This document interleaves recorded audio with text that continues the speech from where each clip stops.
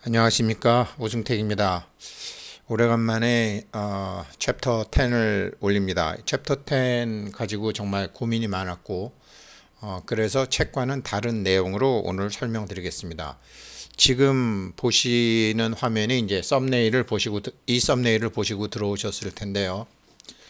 우리 인생도 물을 거슬러 올라가는 배와 같아서 앞으로 나아가면 물러서는 법이니라. 원래는 이제 학문이죠. 학문은 여역수행주하니 부진즉퇴이니라. 학문은 물을 거슬러 올라가는 배와 같아서 앞으로 나아가지 못하면 물러서는 법이니라. 근데 학문만 그런 게 아니라 주가도 그렇고 집값도 그렇고 금값도 그렇고 코인값도 그렇고 사람의 인생도 그러합니다. 그래서 그런 에너지가 계속 들어오려면 세 가지가 다 돌아와야 되는데 그 세 가지 중에 마지막 돈에 대해서 오늘 공부하도록 하겠습니다. 옛날 월왕 구천은 회계산 위에서 고통을 겪고 법녀와 계연을 중용하였다. 계연이 월왕에게 말했다. 전쟁이 있을 것을 알면 대비를 하고 수선을 해야 되고 시와 용을 알아야지 그 물건을 아는 것이 될 것입니다. 이 두 가지를 알면 만 가지 재화의 속정을 제대로 얻어 관할 수 있는 것입니다. 라고 이렇게 제가 해석은 해놨지만 공부하다가 보니까 잘못됐습니다. 다시 고치면 이러합니다. 옛날 월왕구천이 회계산에서 치욕을 당했을 때 법녀와 계연을 등용시켰다. 계연이 말하기를 투쟁이 있을 것을 아는 것은 그 투쟁에 대비해 수리할 것은 수리하고 준비해 둘 것은 준비해 둬야 하는 것입니다. 그러나 어떤 물건을 준비해 둘지는 언제 어디에 쓸 물건인지 알아야 전투에 대비하여 어떤 물건을 준비해 두어야 할지 알게 되는 것입니다. 이자형즉 여기서 이자를 책에서는 지투와 지물이라고 했는데 아닙니다. 시와 용입니다. 시와 용, 즉 시, 어느 때 필요한 물건인지, 용, 어디에 사용된 물건인지를 알아야 만화 지정, 그 재화의 정, 즉 돈의 정과 통하게 되어 가득 이 관이 그것을 얻어 가질 자격을 갖춘 가히 꿰뚫어 볼 수 있는 안목을 갖춘 사람이라고 할 것입니다. 그래서 다시 한번 말씀드리면 어느 때 쓰일 사람도 물건뿐만 아니라 사람도 마찬가지입니다. 참 우리가 초등학교 아니면 어렸을 때부터 굉장히 많은 사람들을 만났는데 저 사람 나쁜 사람, 저 사람 그냥 나랑 좌파 우파 다른 사람 이러면서 참 굉장히 많은 사람을 버리고 그랬죠. 그런데 자기에게 일어나는 모든 일은 미래에 일어나기 위해서 일어난 일이기 때문에 어떤 사람을 만나더라도 그 사람은 미래에 반드시 필요한 사람인데 그런 사람을 중간중간 다 버리면서 살아왔기 때문에 막상 일이 닥쳤을 때 일을 처리하지 못하는 사람이 99.99%입니다. 물건도 마찬가지고 사람도 마찬가지입니다. 그래서 우리가 어느 때 쓰일 사람인지 어디에 필요한 사람인지 알았다면 과거에 그러지 않았겠죠. 어느 때 쓰일 물건인지 어디에 필요한 물건인지 시와 용, 그 때와 쓰임새를 알면 그 사람과 물건을 아는 것이 됩니다. 그리하여 그 때와 그 쓰임새를 아는 것이 만 가지 돈의 정을 아는 것이 되어 그 사람과 물건을 취할 줄 아는, 꿰뚫어 볼 줄 아는 안목을 갖는 것이라고 할 것이옵니다. 이렇게 해석해야 바른 해석이 됩니다. 먼저 말씀드리면 지금 여기 보시는 건요, 이제 최근에 저한테 들어왔던 건데요. 제가 시와 용을 몰라가지고 방황하고 있는 것과 있던 것을 말씀드리겠습니다. 이거는 천연 진주입니다. 지름은 3cm가 넘고 제가 전자거울로 달아보니까 46g이었습니다. 선물로 받았습니다.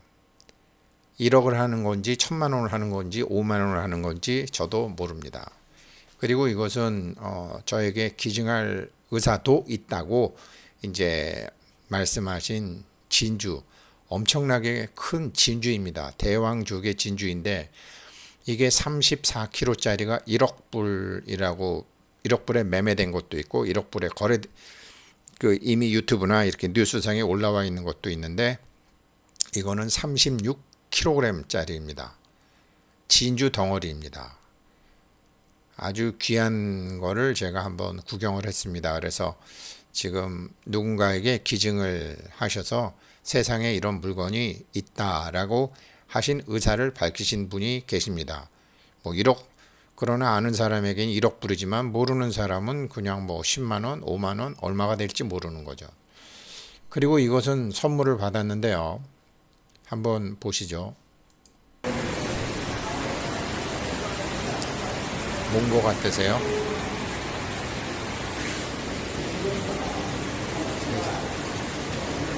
40g 정도를 선물을 받았는데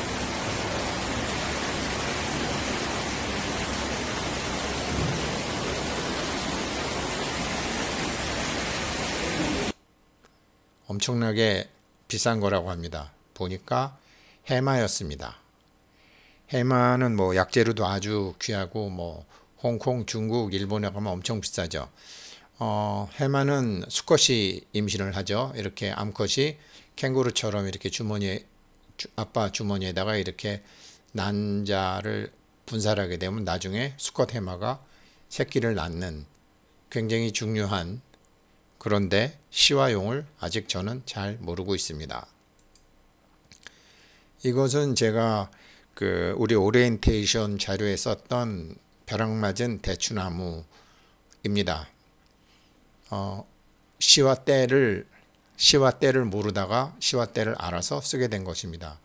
그리고 이것도 굉장히 귀한 침향이라는 나무입니다. 침향이라는 나무는 뭐 유튜브 같은 데 보면 나오는 거지만 9g에 300만 원 정도 상품이 9g에 300만 원 정도 한다는데 이게 뭐 어디에 쓰는 건지 언제 쓰는 건지 시화용을 제가 아직 모릅니다.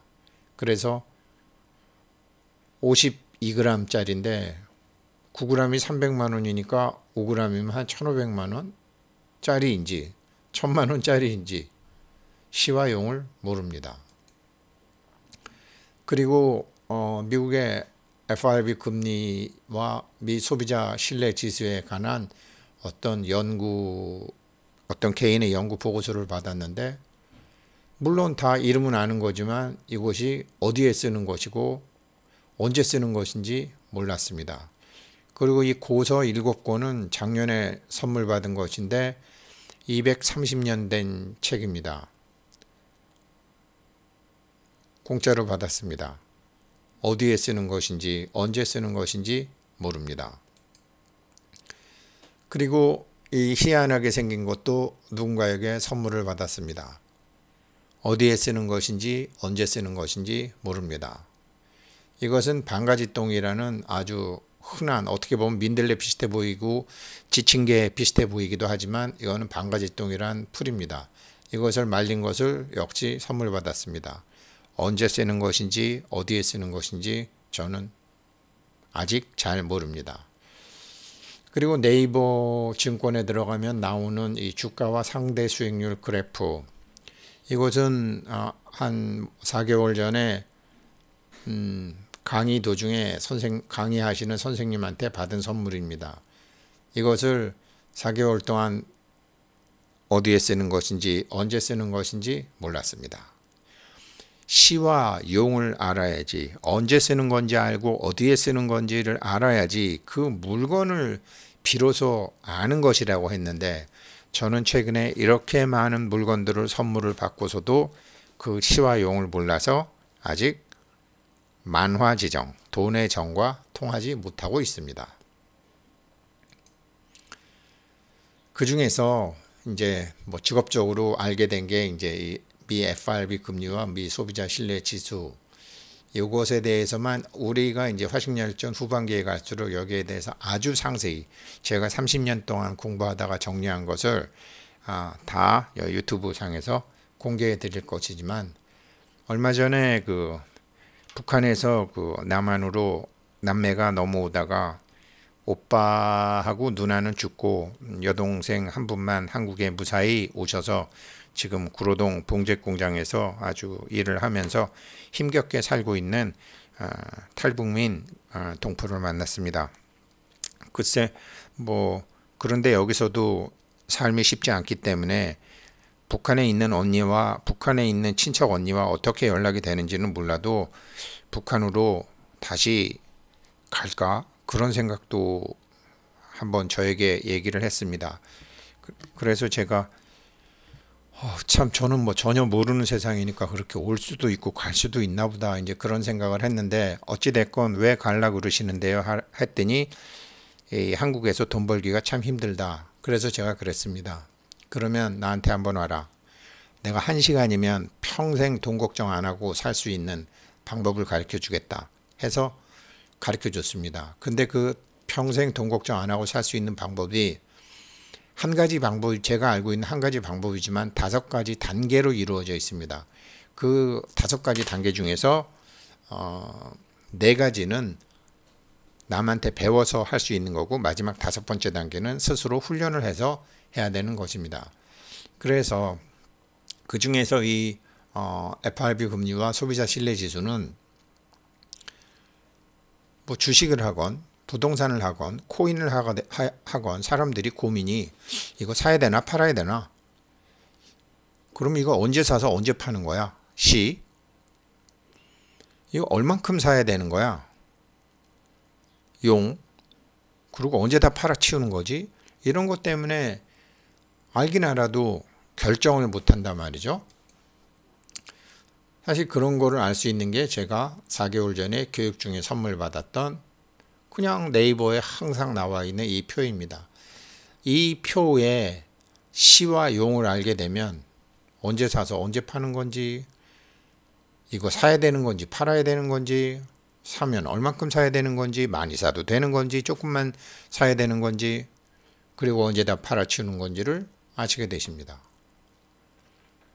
이것도 우리 화식열전 뒷부분에 가고 화식 3에 가면 다 말씀드릴 것입니다. 저는 30년간 했지만 아들한테 가르쳐 주는 데는 서울에서 대전까지 가는 차 안에서 다 가르쳐 줬습니다. 그리고 아들 녀석은 잠이 들어서 천안이죠. 천안쯤. 천안부터 전북 완주까지는 자면서 가더라고요. 내리면서 이제 다음에 또 가르쳐 달라고. 그러니까 저는 30년 걸려서 알았지만 누구한테 가르쳐 줄 때는 1시간이면 30분이면 충분합니다. 그리고 아까 이제 지금은 최근에 코인도 많이 오르고 주식도 많이 오르고 부동산도 많이 올랐지만 그렇게 올라 있는 상황이지만 올리기 전에 사서 지금처럼 올라 있으면 얼마나 행복하겠습니까? 그래서 보통 겨울에 피는 꽃들처럼 그 보통 부동산 시장이 얼어붙고 주식 시장이 얼어붙고 코인 시장이 얼어붙을 때 나중에 그렇게 갖고 있으면 피는 것들이 있는데 겨울에 피는 꽃들과 같은 주식을 찾는 방법이 조금 전에 제가 북한에서 남한으로 온 그분한테 이제 가르쳐 드리고자 하는 내용입니다. 겨울에 피는 꽃은 보면 첫째 동백꽃이 있고 두 번째 수선화가 있죠. 그리고 아시다시피 제일 먼저 피는 매화도 있죠. 그리고 복수초, 얼음색 꽃이라는 꽃이 있죠. 이 4가지 꽃이 우리가 가장 초봄에 혹은 겨울에 피는 꽃인데 겨울에 피는 꽃을 알아야지 여름에 피는 그 다음에 봄에 피는 꽃, 여름에 피는 꽃을 다 알게 되고 이제 1년 내내 가는 것도 아시게 되는 자연의 이치와 부동산의 이치, 주식의 이치, 매매의 이치가 다 똑같습니다. 똑같이 그렇게 시와 용을 알아야 되는데 가령 이제 지금 이제 화식열전 같은 거 하지만 아까 제가 해마도 보여드렸고 여러 가지 보여드렸는데요. 중국만 해도 지금도 보이차를 그냥 수천억씩 갖고 있는 사람들, 해마를 수천억씩 갖고 있는 사람들, 남들이 보면 저런 거 왜 갖고 있나 하는 것을 수십억, 수백억씩 갖고 있는 사람들이 있습니다. 그게 그분들도 이제 남들이 보면 바보 같지만 그게 이 화식열전의 가르침대로 실천하고 있는 사람들이 중국에 많이 있는 것 같습니다. 우리는 여건이 그러하지 못하기 때문에 타이밍을, 시를 잘 알고 용을 잘 알고, 아까 말씀드렸다시피 제가 많은 거 선물을 받았는데 이게 어디에 쓰는 건지 언제 쓰는 건지를 모르니까 돈이 안 되는 거죠. 돈이 돼봐야 푼돈이죠. 그래서 그 많은 것을 다 언제 공부하느냐, 그러실 필요 없습니다. 사람이 책입니다. 나이가 드신 분들은 사람이 책이에요. 살아있는 책이죠. 종이 위에 쓰여진 책은 책이 아니죠. 맹상군에 대해서 오늘 잠깐 말씀드리고, 사기열전의 맹상군 열전이 또 있습니다. 그래서 맹상군 예로 잠깐 들어버리고, 그리고 자기가 공부할 것은 자기의 미래를 위해서 자기에게 이렇게 생기는 일은 삶의 방향성을 정하면 다 속칭 하늘이 공부시키고 하늘이 중간중간 시험도 다 통과하게 합격 점수 받게 해줍니다. 정말 그렇습니다. 안 해보신 분들은 안 믿지만 해보신 분들은 믿습니다. 참 세상에는 두 가지 사람이 있습니다. 어떤 일을 하더라도 성공 가능성, 실현 가능성을 보고 배팅하는 사람이 있고, 성공 가능성, 실현 가능성은 둘째치고 자기 자신의 삶의 방향성을 가지고 성공과 실패에 관련 없이 밀고 나가는 사람들이 있습니다. 그것이 이 화식열전의 1년을 보는 경우, 10년을 보는 경우, 100년을 보는 경우처럼 돈을 버는 방법의 차이가 있습니다. 삶의 방향성을 정하시면은 찾아다니면서 공부하지 않아도 다 공부할 수밖에 없는 인연이 만들어집니다.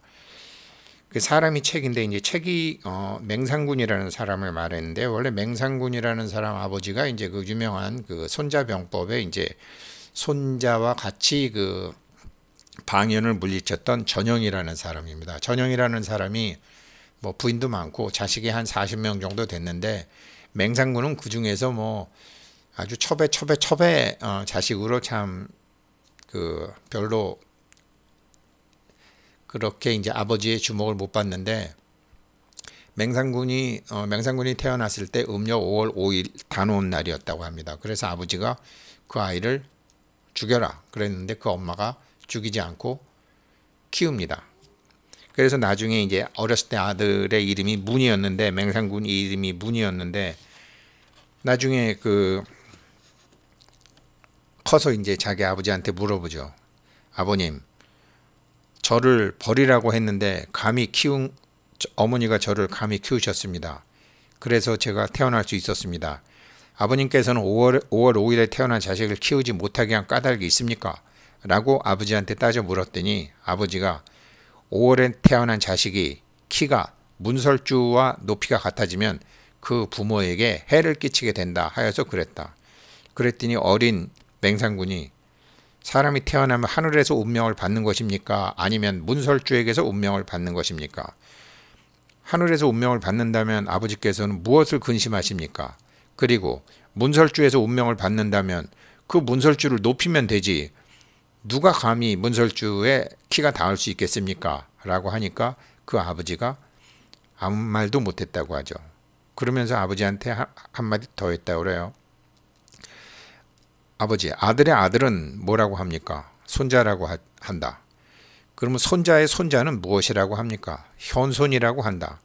그러면 현손의 현손은 무엇이라고 합니까? 아버지가 그건 나도 모르겠다. 그러면서 이제 그러니까 아버지한테 그럽니다. 아버지는 제 나라의 재상으로 지금까지 세 분의 왕을 모셨는데, 제가 보니 아버지가 재상이 되기 전에 지금이나 제 나라의 영토가 넓어지지도 않았는데 지금 우리 집안에는 만금의 재산이 있습니다. 그런데 제가 보니 아버지가 데리고 있는 사람 중에 현명한 사람은 별로 없는 것 같습니다. 우리 집에는 먹을 게 넘치고 아버지의 후궁은 비단 옷을 입고 다니지만 선비들은 옷도 제대로 못 입고 다니고 서민들은 쥐개미와 쌀겨조차 못 먹고 있습니다. 우리 집에는 재물이 쌓아둬 남아 도는 것은 이거는 아버지가 자손에게 넘기고자 하는데 나라는 망해가고 있습니다. 저는 이상합니다. 왜 얼굴도 모르는 후손을 위해서 돈을 쌓아두고 저렇게 대문방만 나오면 얼굴을 아는 사람들이 못 먹어서 얼굴이 부럽게 떴는데 재산을 쌓아두시는 겁니까? 그렇게 어렸을 때 얘기한 사람이 맹상군이라고 합니다. 이 맹상군이 커서 나중에 식객 3,000명을 거느리는데 그 계명구도라는 말도 있고 교토상굴이라는 말도 있는데, 교토상굴은 이제 그 현명한 토끼는 토끼굴을 3개를 만든다라는 건데 원래 풍헌이라는 사람과 관련된 얘기죠. 그래서 이제 풍헌이라는 사람이 있는데 입에 가난해서 풀칠하기도 어려웠는데 이제 이 맹상군의 식객으로 들어갔더니 뭐 맨날 잡곡밥에 이제 푸성기만 주면서 사람들이 저 풍헌이라는 사람 저거 아는 것도 없어요 이제 그랬는데, 잡곡밥과 푸성기만 주니까 이제 칼을 들고 이렇게 혼자 노래를 부르더랍니다. 장검아 장검아 가자 고만, 물고기도 먹을 수 없고 고기도 먹을 수 없으니 가자. 이거를 이제 맹상군이 듣고 저 사람에게도 물고기와 고기를 주게, 다른 사람처럼. 그래 또 어느 날 나갔다 들어오니까 또 풍헌이 진검아 가자 밖에 나가고자 하는데 말도 없고 수레도 없으니 돌아가자. 그래서 맹상군이 또 다른 식객들처럼 말도 주고 수레도 줬어요. 그랬더니 또 며칠 후에 풍헌이 장검아 가자. 여기서는 늙으신 어머니를 봉양할 수 없으니 효도도 못하는 놈이 무슨 일을 할 수 있다는 말이냐. 그래서 또 맹상군이 이제 아랫사람에게 부탁해서 분부해서 그 풍헌의 어머니에게 매일 3끼의 음식을 보내게 했죠. 그래서 어느 날 이제 뭐 밥을 많이 먹였으니까 이제 일은 시켜야죠. 그래서 맹상군의 그 봉읍지가 있는 그 서릅에 가서 오늘 풍헌 보고 오늘 가서 빚을 받아와라. 그러면서 이제 그 빚문서를 주고서 이제 그 추수 때가 됐으니 빚을 받아와라라고 이제 풍헌을 보냈습니다. 그래서 빚을 다 받으면 뭘 사올까요? 라고 풍헌이 물으니 맹상군이 우리 집에 뭔가 부족한 거를 당신이 알 테니까 가서 부족한 거 사오면 된다. 그래갖고 이제 풍헌을 보냈더니 풍헌이 서릅에 가서 그 맹상군한테 빚진 사람들을 다 불러 모아서 이제 채무를 하나하나 다 대조해 보고, 그리고 난 다음에 맹상군이 빚을 탕감해 주기로 했다고 선포하고는 사람들이 보는 데서 그 빚문서를 다 불태워 버린 겁니다. 그래서 백성들은 이제 그 맹상군에게 몹시 감사했죠. 맹상군이 빚은 다 받아왔는가? 그래서 네, 다 받아왔습니다. 그럼 뭘 사왔는가? 아까 말씀하신 대로 공자님 댁에 없는 것을 사왔습니다.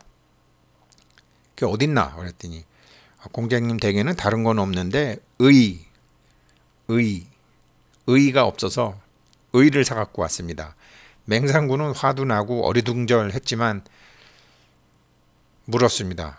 어떻게 된 일이냐 그랬더니 소인이 공자님의 허락도 없이 사사로이 공자님의 결정이라고 꾸며서 그들의 빚을 모두 탕감해 주었습니다. 그리고 빚문서도 전부 다 태워버렸습니다.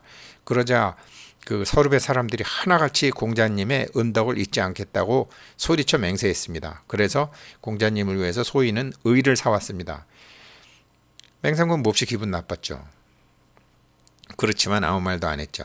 근데 어느 날 이제 1년 후에 왕이 맹상군의 지위를 파면을 시키자 할 수 없이 자기 고향인 서릅으로 가야 됐죠. 그랬더니 서릅에 사는 백성들이 뭐 다 튀어나와 가지고 그냥 완전히 울며 불며 감사하고 하니까 맹상군이 이거 좌천돼서 고향에 왔더니 이건 뭐 완전히 금이 환영한 사람처럼 된 거죠. 오늘에야 비로소 자네가 사왔다는 의의를 알겠네.